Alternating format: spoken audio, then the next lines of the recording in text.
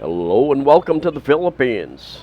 Driving in the Philippines, your rules versus their rules, meaning the Philippine rules. And going to talk a little bit about that. And I'm a little bit hoarse today, but I think I'm going to be able to get through this, so bear with me. Um, I am zeroed in on an intersection down here, and during this, you just watch the traffic come and how they deal with it. There are My experience, I've been on a few islands in the Philippines. This is Cebu City in the Philippines, second largest city. And this is right to the upper left is a place called Ramos Market. They've got Ramos, I think Kogan Ramos Barangay, I believe. And it's kind of a busy street uh, from from three different directions, and that street that people are going off to the right, that kind of takes you down towards the downtown area.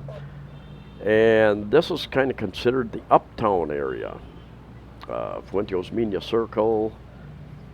This is down a few blocks from Fuenteos Mina Circle, and but I'm not quite sure. I don't know if there's an official boundary of what's called the uptown area or not, but there are a number of restaurants, condominiums, hotels, all that sort of thing on this Ramos Street, which goes from the bottom of the screen on forward there.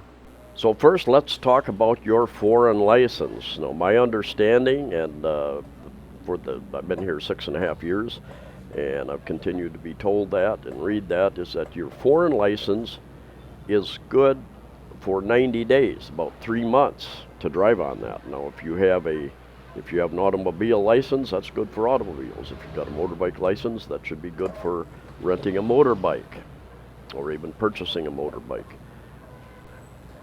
Can you get a Philippine driver's license? Yes, you can. 3 or 4, I think probably 4 years ago, they made it a little more difficult to get that. And it took me some time to finally get to a situation where I was able to get mine. And I was told once that, well, you need to have they tightened up restrictions for foreigners.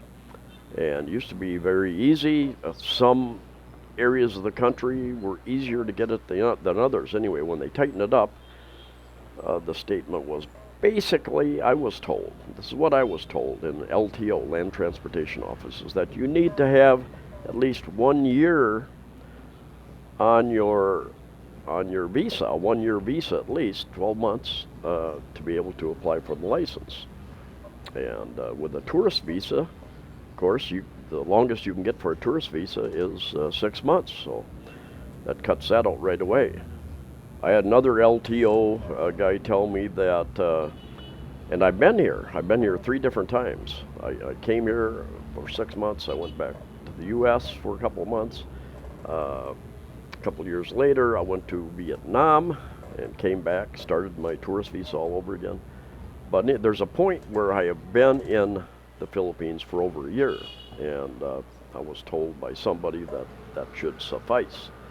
But it seems that these rules are interpreted differently by the various different offices. So it just depends upon trying to find the office that will be more lenient, I guess. And one time I'd gone in, done the drug test and the medical test, the eye test, all that sort of thing, the urine test. And I finally got up front, and then they took me into the office, talked to one of the top people, and they said, no, you can't apply for it because of this reason.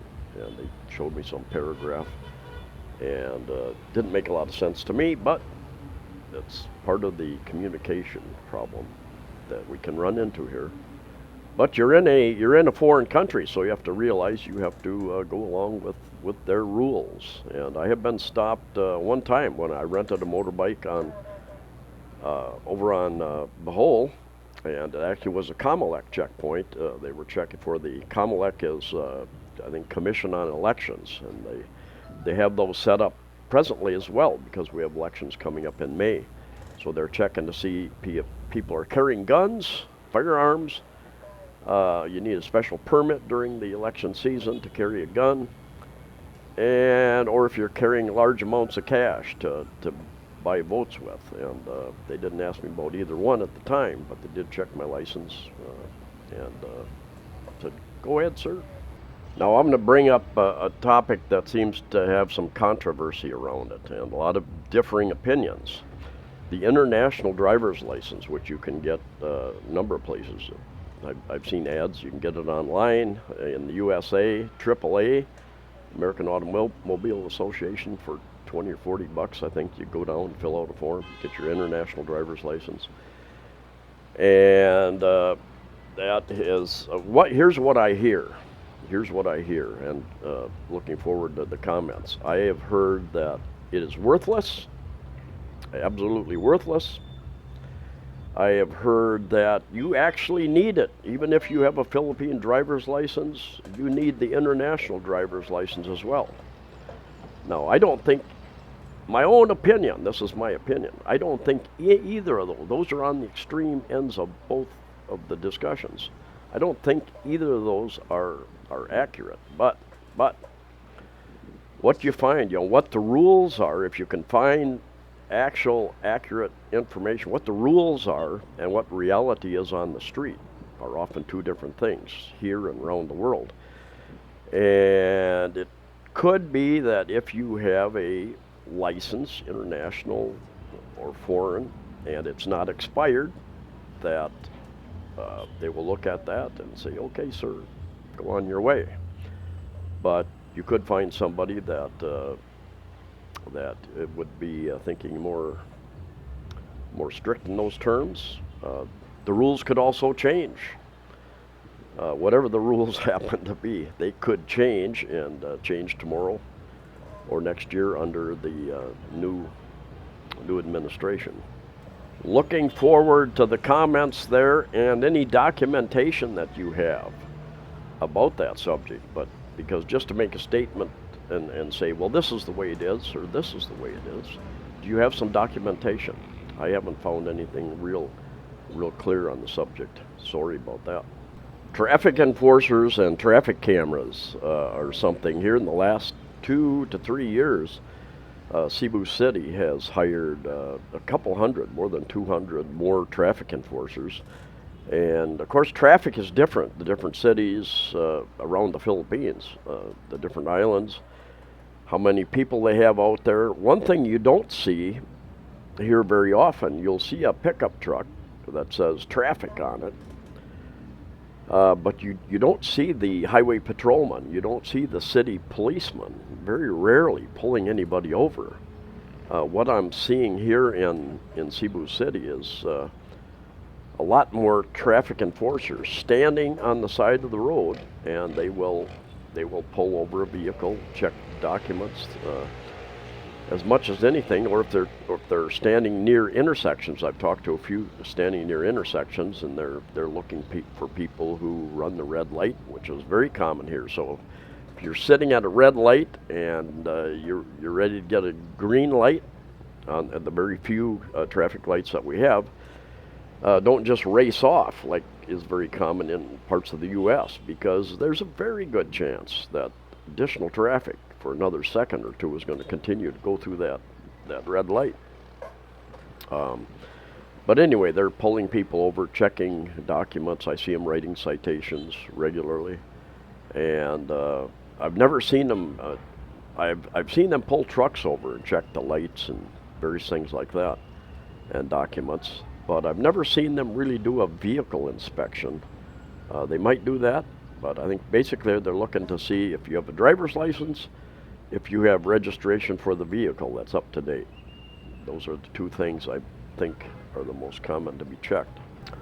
My experience is that, and you can see here, there are no stop signs. Very, very seldom do I ever see a stop sign at an intersection. It is like this. People come into the intersection and they wait until some of the traffic is moving.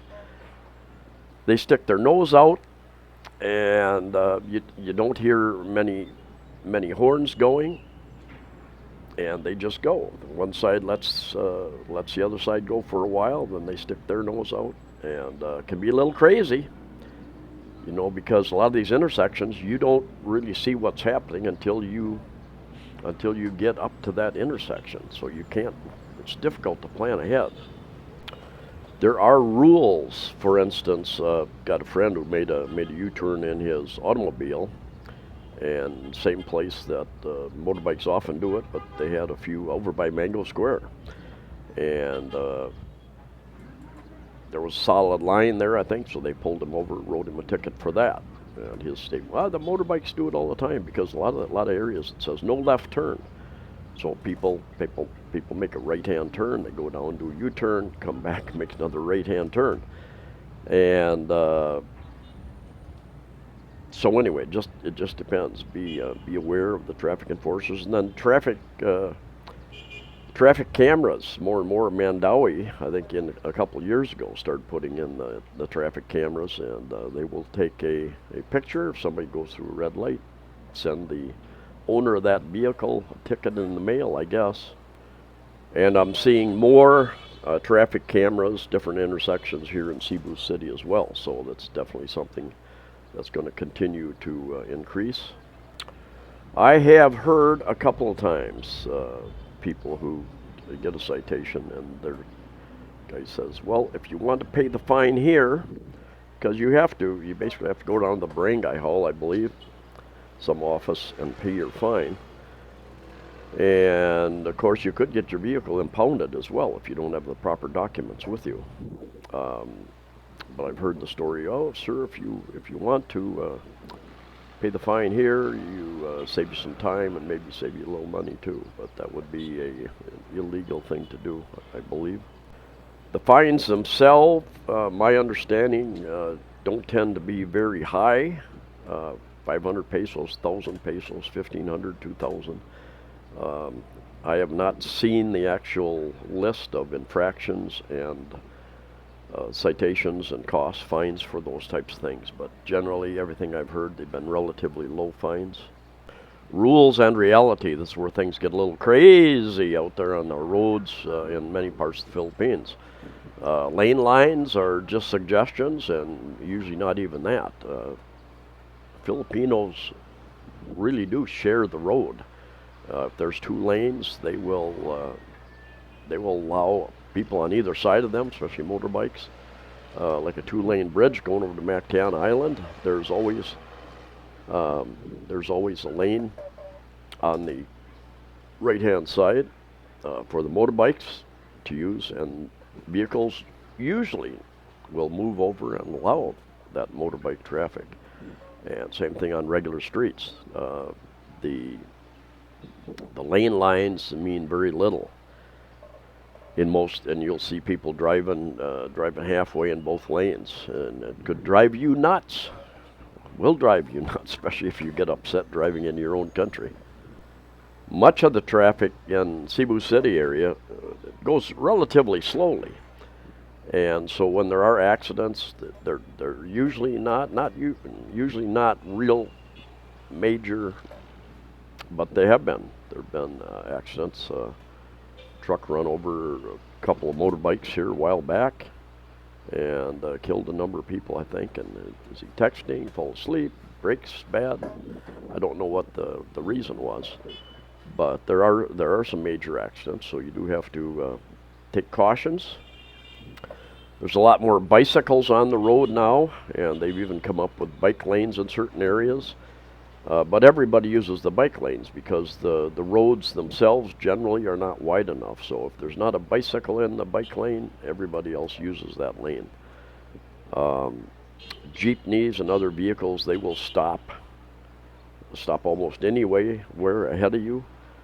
A lot of vehicles without lights, without brake lights, so be careful. Don't follow too close. I'm real careful about that. There are areas of the Philippines that have freeways. Manila area, a number of areas around where you've got straighter stretches of 4-lane highways, but almost nothing like that in the Cebu area. You do have the main road going around the island is 2-lane road almost the whole way. There are some sections through some towns that turn into 4-lane. And there is a stretch out towards South Road Properties going south out of Cebu City that's 4-lane for a bit, but pretty much no freeways here. So if you drive here, if you plan on driving here, just understand you're in a different country, a different culture. Um, a lot of these people have never taken any driving education, I think, and they just go. They do what they do, and they'll pass you on the left or right, or maybe even take the sidewalk some places. And I have seen a couple times where they had enforcers pulling over motorbikes certain area that oftentimes use the sidewalk. It's quite common to rent vehicles here, and I've rented, I think, 3 different occasions, and presently I've got my own motorbike. Anyway, my experience has been that yes, they check your driver's license, and that they some carry some type of insurance on the vehicle, make sure they have the proper documentation, because you don't want that vehicle to get impounded and yourself to get a citation as well.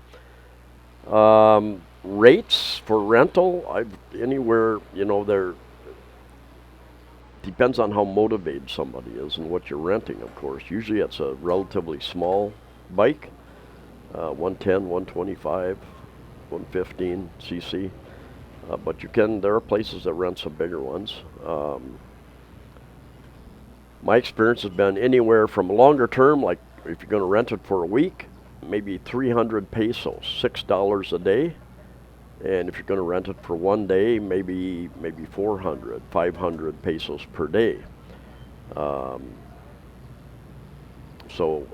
use that as a guideline, but not, depending on where you are. If you're in a real high volume tourist area, it might be higher than that. Cars, they've got at the airport, they've got Avis Rent-A-Car, Hertz, I think a number of other rental car places. You could probably rent one online. There are a number of other rental companies. You probably rent something and pick it up at one of their yards here in town, or perhaps even have it delivered.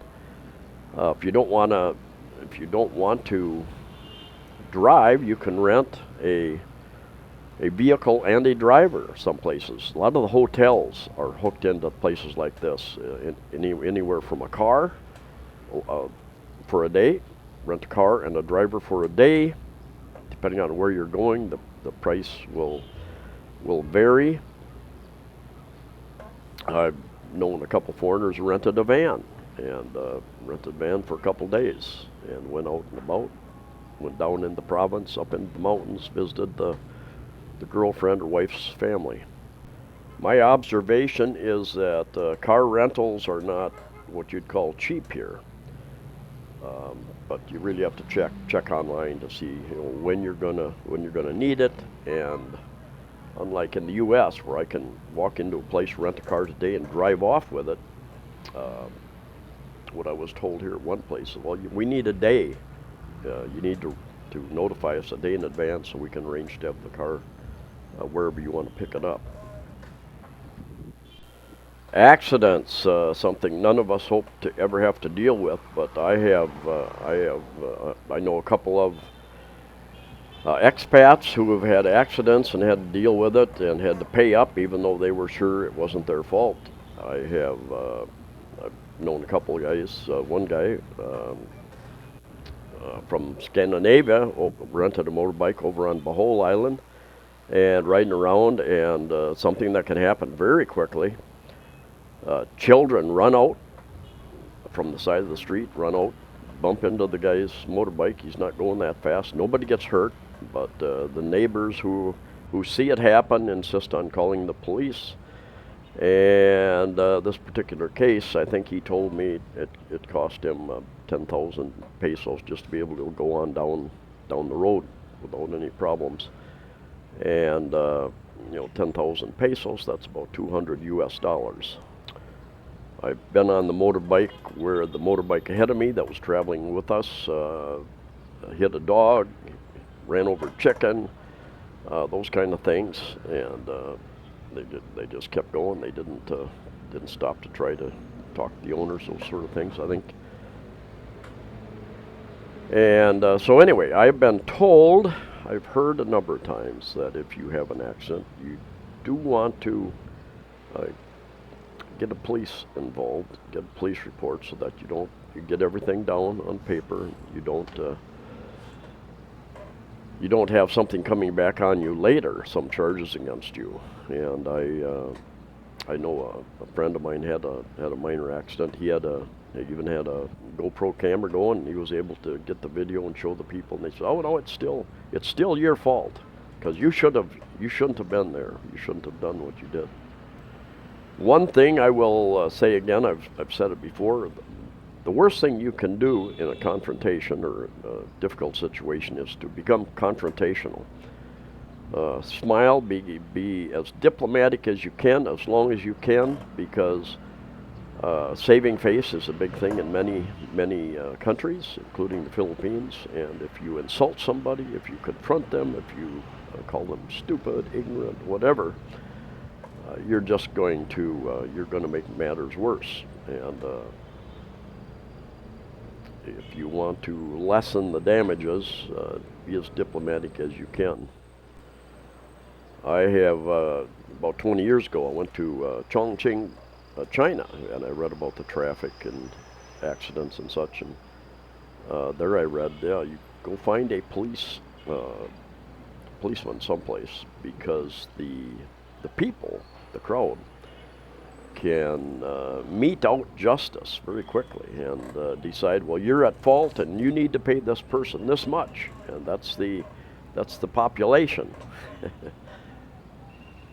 The jury and judge and executioner right then and there. So all the information I said, go find a police station and report everything. So in summary, if you're going to drive here, understand you're in a different country. You're in a different culture. They've got different laws. Many places, no one really obeys many things in the way of the laws. They will make U-turns. They will be in the right-hand lane and make a U-turn across all lanes of traffic. They will they will do everything that you wouldn't expect people to do in a well-ordered society, put it that way, with lots of police. And you will hear a lot of horns going on different places. People honk to let others know it's not anger. Most of the time here, although it occasionally is, most of the horn honking is to let the person you're coming up on, pedestrian, another car, vehicle, motorbike, that, hey, I'm coming up, I'm alerting you that I'm here. So if somebody honks at you, don't just understand what it is. Taxis will honk at me if they're trying to tell me, hey, do you need a ride? I am a taxi. They'll honk at each other if they recognize the other taxi driver. So the horns are going constantly here. Anyway, that's about enough for this video. Maybe one day I'll get into some of the actual rules, but I don't know. Very few people follow rules, so I don't know how important that is. Perhaps I will anyway. Thanks for coming along. Stay safe, stay healthy. Hopefully we can all travel much more freely in the coming month. We're coming up on April very quickly. Hopefully the risk levels will be lowered once again, and more travel allowed. Anyway, we'll get into that as soon as I hear it within the next week. See you next time.